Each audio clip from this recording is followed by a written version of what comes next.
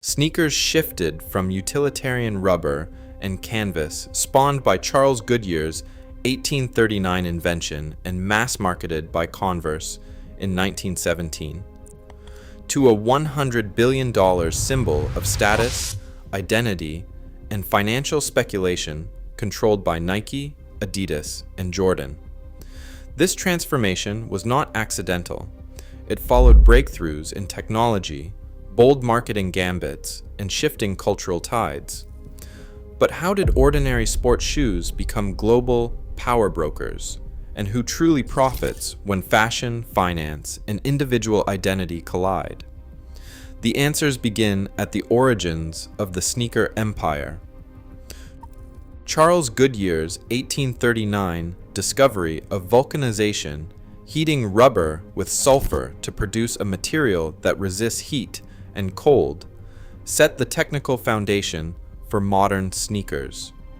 His U.S. patent number, 3633, described a process that made rubber durable enough for industrial use, unlocking the possibility of mass-produced footwear. Nearly 80 years later, in 1917, Converse introduced the non-skid, the first basketball shoe to combine a canvas upper with a vulcanized rubber sole. This innovation allowed for consistent quality and low manufacturing costs. And by the 1950s, the rebranded Chuck Taylor All-Star held up to 80% of the basketball shoe market in the United States. Performance credibility soon became central. At the 1936 Berlin Olympics, Jesse Owens wore custom spikes crafted by Adi Dassler.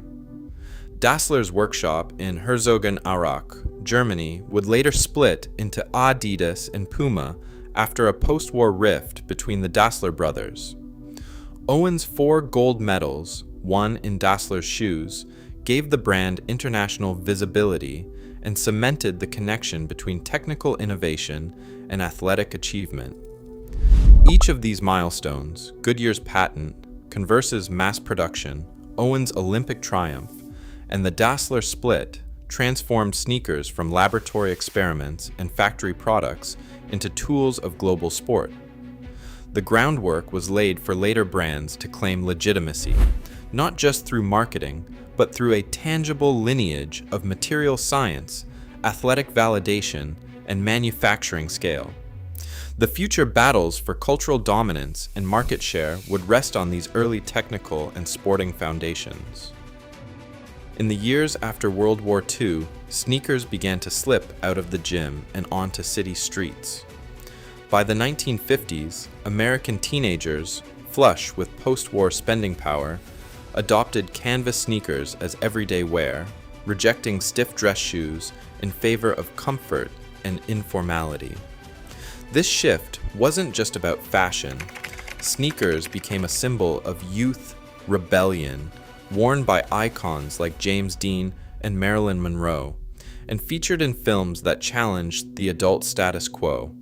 Manufacturers responded quickly, flooding the market with affordable, mass-produced models aimed at a growing teenage audience. As the 1970s arrived, a new trend pushed sneaker demand even higher. The recreational jogging boom swept the United States, spurred by best-selling books and a nationwide focus on health. Brands capitalized on the craze by designing lighter, more cushioned running shoes for ordinary people, not just athletes. The numbers tell the story. In 1972, United States sneaker sales stood at $300 million. By 1979, that figure had surged past $1 billion. This rapid growth was driven not by professional endorsements or elite competition, but by millions of everyday consumers who made sneakers part of daily life. By the end of the decade, sneakers were no longer niche equipment. They were a fixture in schools, parks, and shopping malls. The stage was set for brands to turn athletic shoes into powerful tools for marketing, identity, and profit on a scale the industry had never seen. Nike's hold on the sneaker market was tenuous in the early 1980s. With just 15% of basketball shoe sales, they trailed far behind Converse, whose grip on the sport seemed unbreakable. The company's response was not incremental.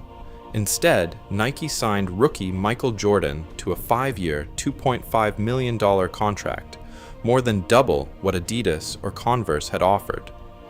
This deal not only tied Jordan's earnings to shoe sales, but also made him the face of a new product line. The Air Jordan 1, designed in a bold red and black colorway, broke with NBA uniform rules that required shoes to be mostly white. Nike instructed Jordan to wear them anyway, accepting a $5,000 fine for every game he stepped onto the court in non-compliant sneakers. These penalties, totaling over $40,000, were paid without hesitation. Rather than shy away from controversy, Nike built its campaign around it. National ads declared the shoes banned by the NBA, framing Jordan as a rule breaker and the sneakers as forbidden fruit. The tactic worked. Within the first 2 months of its 1985 release, AIR Jordan 1 sales reached $70 million. By year end, the figure hit $126 million, 40 times Nike's original projection. The strategy did not just boost revenue, it redefined the relationship between athlete, brand, and consumer. Nike's share of the basketball market soared to 43% by 1987. The Air Jordan campaign proved that engineered controversy and calculated risk could generate not only media attention, but also a new kind of cultural and financial capital. The model would become a blueprint for branding across music, fashion, and the emerging sneaker resale economy. In 1986, the relationship between sneakers and culture changed course when Run DMC secured a $1 million endorsement with Adidas. This was not a typical athlete sponsorship. The group's single My Adidas had already turned the superstar shell toe into a symbol of authenticity on city streets. At concerts, fans raised their shoes in the air, erasing the line between consumer and brand ambassador.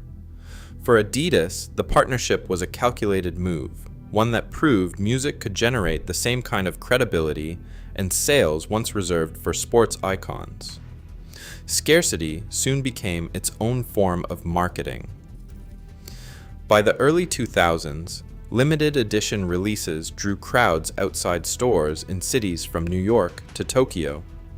Queues formed overnight, fueled by rumors and message board leaks.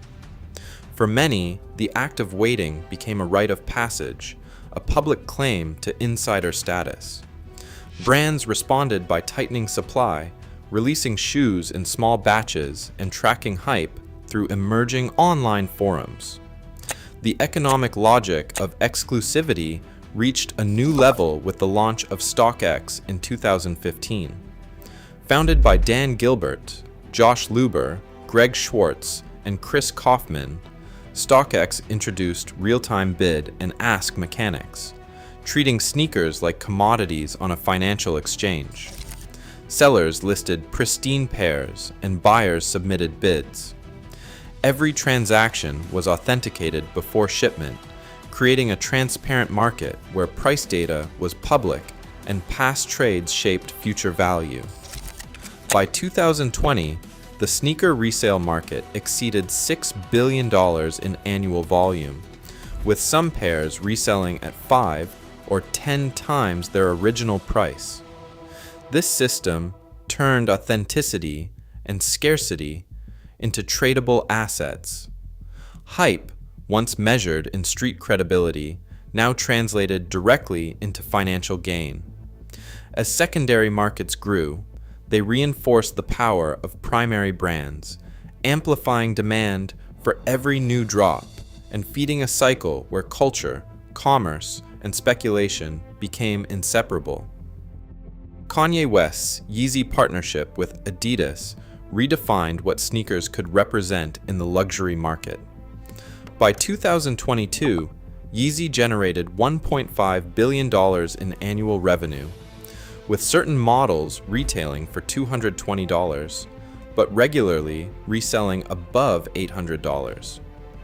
The Yeezy line blurred the boundary between streetwear and high fashion, drawing attention from both sneaker collectors and luxury shoppers. In 2017, Nike's collaboration with designer Virgil Abloh produced the 10, a suite of deconstructed classics that debuted at fashion weeks and commanded retail prices upwards of $800, with resale values climbing even higher. These collaborations were not just about celebrity influence. They turned sneakers into premium collectibles, objects of status traded alongside watches and handbags. The presence of limited edition sneakers at Paris and Milan fashion weeks signaled a new appetite. Footwear, once designed for sport, now commanded the same prestige as couture. The market responded, treating these drops as investments and confirming sneakers' place at the top end of the fashion economy. The sneaker market now exceeds $100 billion in annual value, with Nike, Adidas, and Jordan controlling more than half the global category. This scale brings new scrutiny. Market analysts point to aggressive growth targets and relentless product cycles, while sustainability auditors flag inconsistencies between brand promises and factory realities.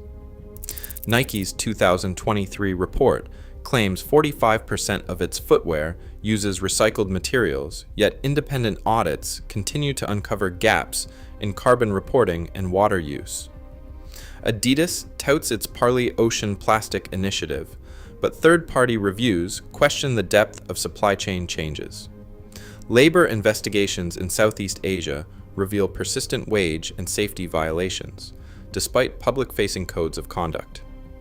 The tension between explosive growth and ethical responsibility remains unresolved, raising questions about how much longer the sneaker ecosystem can sustain itself without deeper systemic change. Today, sneakers are traded like stocks and leveraged as social currency, generating over $100 billion a year. As brands dictate trends and prices, personal identity and economic power collide on a mass scale.